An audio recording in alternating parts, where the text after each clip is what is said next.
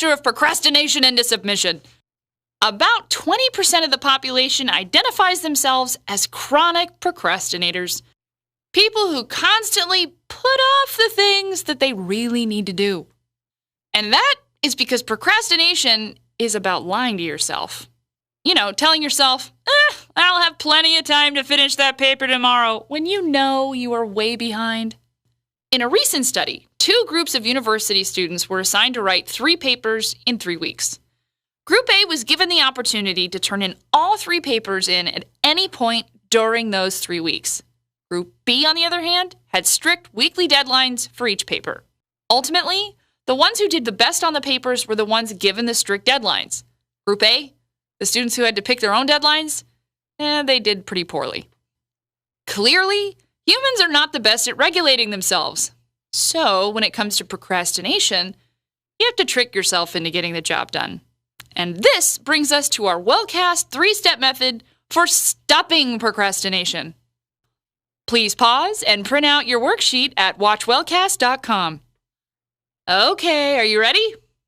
Step 1. Eat an elephant. Hey, how do you eat an elephant? 1 bite at a time. Look, what I'm saying is, you need time to digest, or you're going to make yourself sick. Reward yourself for getting through parts of the project, rather than waiting to reward yourself after the whole thing's over. Okay, procrastinator. Think about that one project that you really need to get done. But calm down. Instead of letting it overwhelm you, organize that project into small, bite-sized, manageable segments.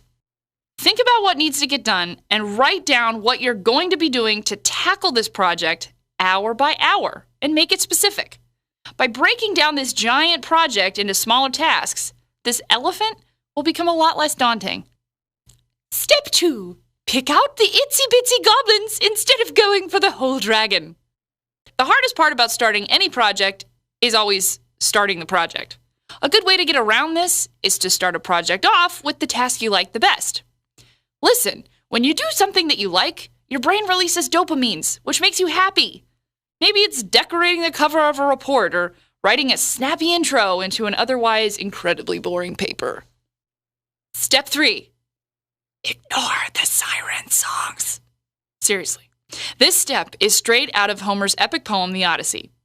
In The Odyssey, our protagonist Ulysses is trying to get home. Unfortunately, this requires maneuvering through a strait of water where sailors are often lured onto the rocks by creatures called sirens. Instead of giving up, Ulysses instructs his crew to tie him to the mast of his ship and for all of them to plug their ears. No matter how much he yells and screams to head towards the beautiful sirens, the sailors must keep on track. We're not saying that you need to actually tie yourself up to anything, but you should plan to clear any distractions that will hamper your ability to procrastinate later. For example, if you're a sucker for Facebook or online video games, have your parents or your roommates change the internet password to keep you on track for studying. The less temptations you give into, or have the ability to give into, the better you'll be at acing that exam. Okay, kiddos, let's recap. The best way to get around procrastination is to trick yourself into doing the work. It's true, though.